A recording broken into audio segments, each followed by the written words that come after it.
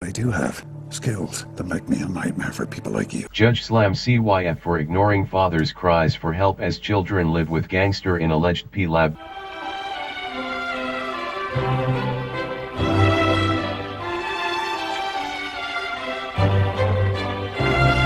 Judge slams CYF for ignoring father's cries for help as children live with gangster in alleged P-Lab.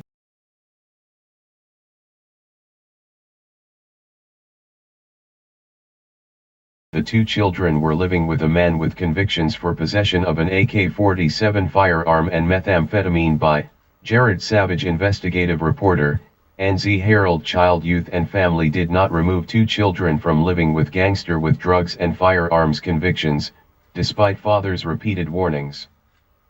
Two children lived in an alleged methamphetamine lab and were exposed to the criminal underworld because their father's cries for help to CYF were ignored. A family court judge criticized the government department for a string of failures in the custody battle and took the exceptional step of placing the siblings, aged 8 and 15, under her guardianship. The father made repeated warnings about the new partner of his former wife, but his cries for help have fallen on deaf ears, according to Judge Belinda Pidwell. His two children were living with their mother and a 34-year-old man previously jailed for possession of methamphetamine and firearms, including an AK-47. He was then arrested for possession of equipment to manufacture methamphetamine in February 2014 and released on bail. Police allege methamphetamine was being manufactured at the home where the children were living. The children's father feared for their safety, but his concerns were dismissed by the CYF social worker, who accepted the explanation given by the new partner. The accused was honest about his charges. "It is my view these charges are not an area of concern regarding the children's safety."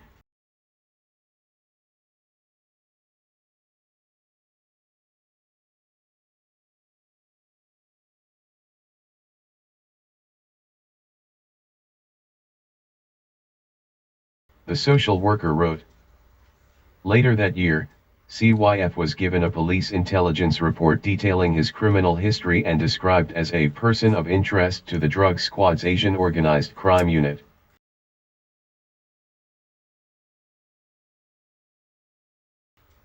Safety concerns for the children were also raised by Dr. Sarah Calvert, a child psychologist appointed as the court's expert for the case, in December 2014. She was also watched by men in several cars outside the address. But the children continued to live with the convicted criminal, despite this being a breach of his bail conditions, until armed police raided the South Auckland home in July 2015. During this time, his Audi was set on fire while parked on the driveway of the home in an arson attack. He was one of 7 people arrested in a covert investigation, and the police allege methamphetamine was manufactured at the address where the children were living. 3 of those charged were living at the address with the children, although they later tested negative for traces of P. The alleged ringleader has since pleaded guilty to the 2014 charges, and been jailed for 2 years, but is yet to stand trial on the more serious charges.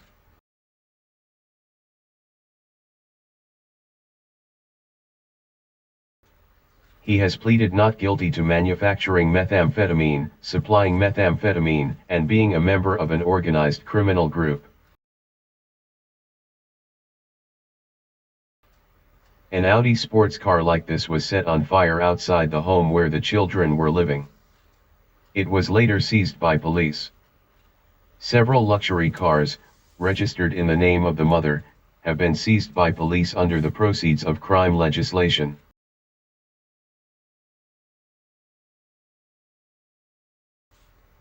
But even after his second arrest, CYF sided with the mother of the children. The father, at one point the subject of protection orders which were later discharged, was described as difficult and a larger-than-life character during the family court proceedings. The father has been categorized as a pest and a nuisance.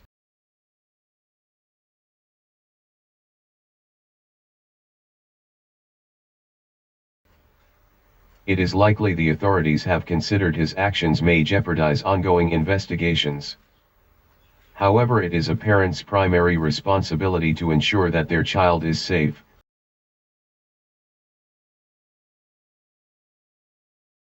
Judge Pidwell wrote in her decision. All of the father's actions, which have eventuated in his suspicions being vindicated, must be seen in that light.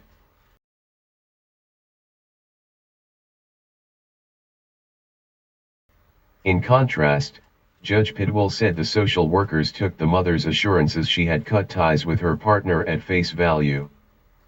She supported him at one of his court appearances, offered her home as a potential bail address and visited him in prison just 2 weeks before the custody hearing in the family court. The mother showed an alarming lack of insight into the risks that she has exposed her children to by virtue of her association with her partner, said Judge Pidwell. The choices she has made over the past 2.5 years have not promoted the children's best interests and welfare.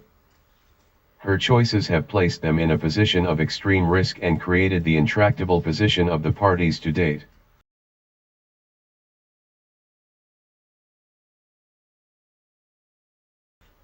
The 2 children were living with a man with convictions for possession of an AK-47 firearm and methamphetamine. Her ongoing denial of the risk was supported by CYF, said Judge Pidwell, which did not impose any consequences for the mother for failing to cut ties with her partner. The father sought sole custody of both children, which was opposed by CYF.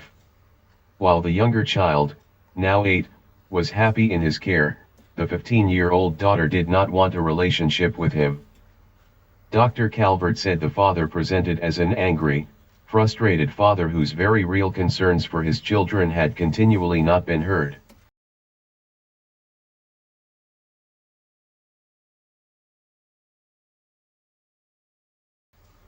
His daughter's reluctance to have contact with her father was driven by being in the middle of the conflict between her parents, because the mother has placed the children in a position where they are covering up and lying for their mother, which has created high levels of anxiety in both children. The only way for her to cope with that anxiety was to shut down all contact with her father, Judge Pidwell said of Dr. Calvert's opinion of the daughter. Dr. Calvert expressed concerns about the quality of social work undertaken in this matter, and the failure of CYFS to take the appropriate steps when it was clear the children were in a position of danger, said Judge Pidwell. Her view is that these children have been exposed to risk for many years, and she is highly concerned that no one was attending to their ongoing care and protection. She noted that there were serious safety concerns for everybody involved in this family in this case, including her. Indeed, Dr. Calvert had been observed while conducting interviews by 2 carloads of persons outside the mother's home.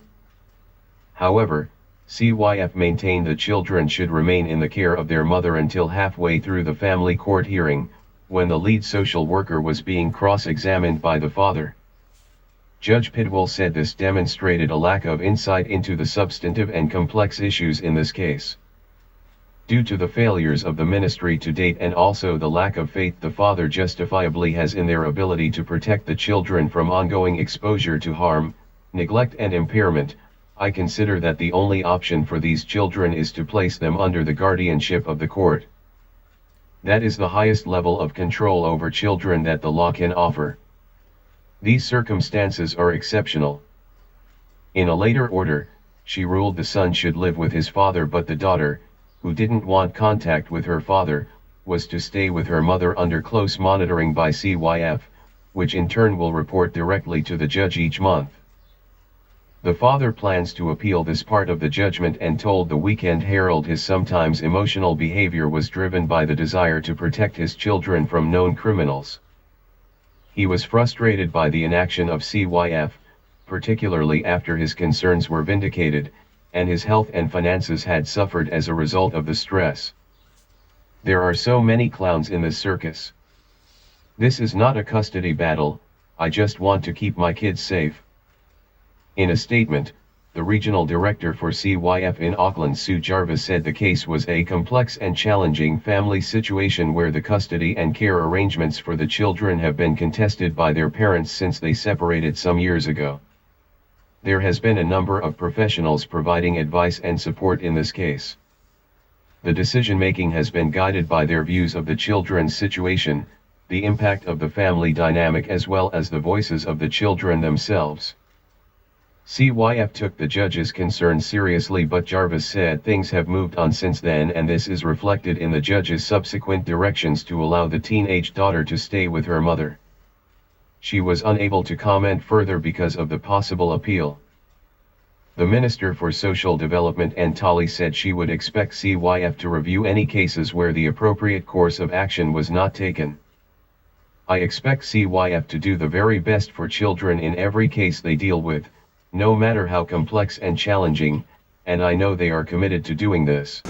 You can't sit there and do nothing. But show a bit of kindness.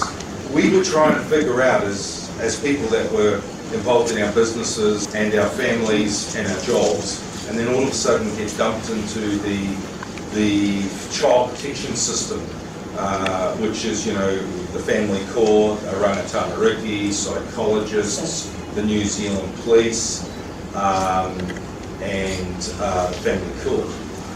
And we discovered what a lawless, corrupt, evil place that is. And it sure isn't for the benefit of the kids or the families.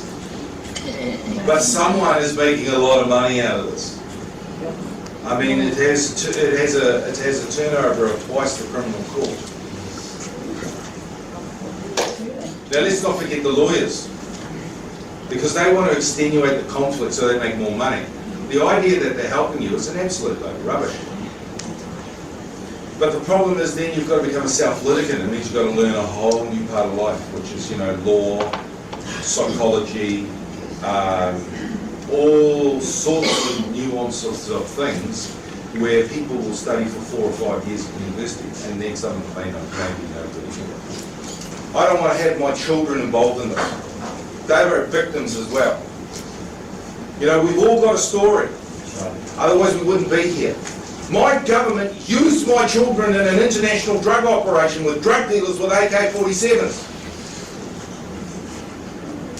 And John Keys and Mike Bush and Nan Tolley and Bennett thought it was okay, and that we were just collateral damage.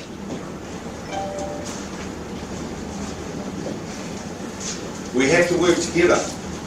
We've got to stop fighting amongst ourselves, and we've got to head in the same direction. We are not going to get justice in New Zealand. The judicial elite run this country with the bureaucracy, and the rule of law has been undermined. Sir John McGrath, Supreme Court judge, in his valedictory speech in 2015 said that before he died. Now, if the Supreme Court judge is going to go out and say that, that's a pretty big thing. And Crown Law, who is our taxpayers' money, are all there to win at all costs to protect the state. They're not promoting justice. Right.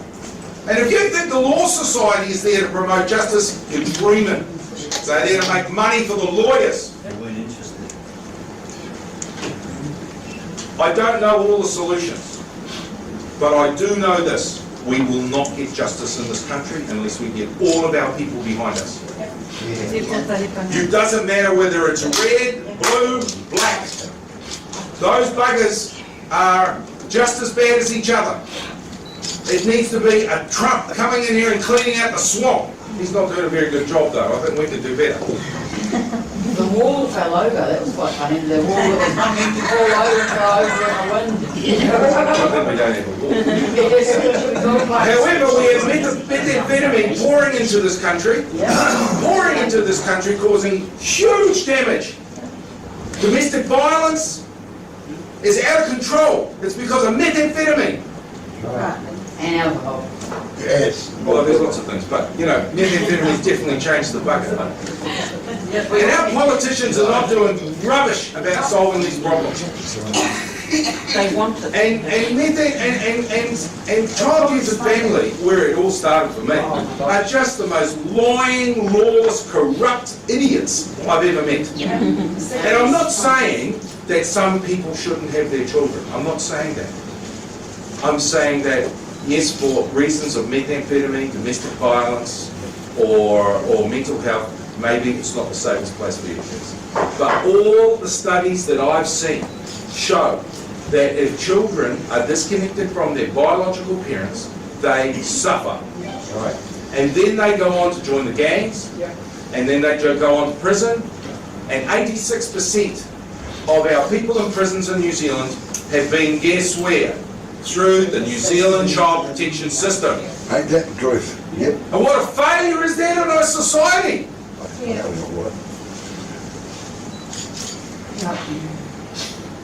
And I'm telling you that our politicians are not doing what we want them to do to fix this up.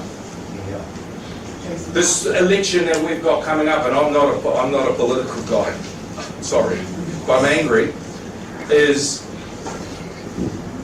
going to be a very big election. And people are going to have to wake up to the fact who we can trust. And I mean, really, I look at National, and I see Simon Bridges and Paul Bennett.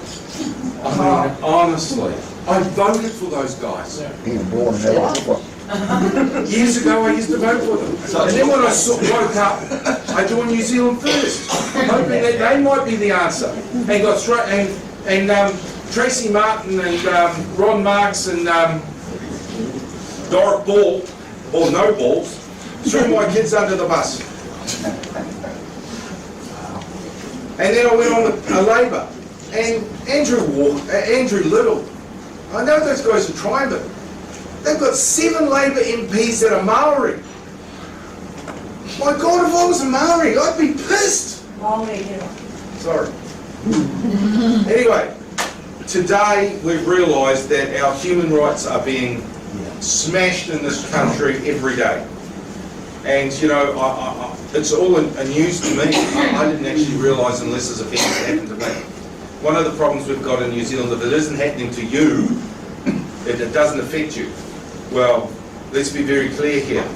I was a middle-class white person and they knocked on my door and it affected me. They could be knocking on your door.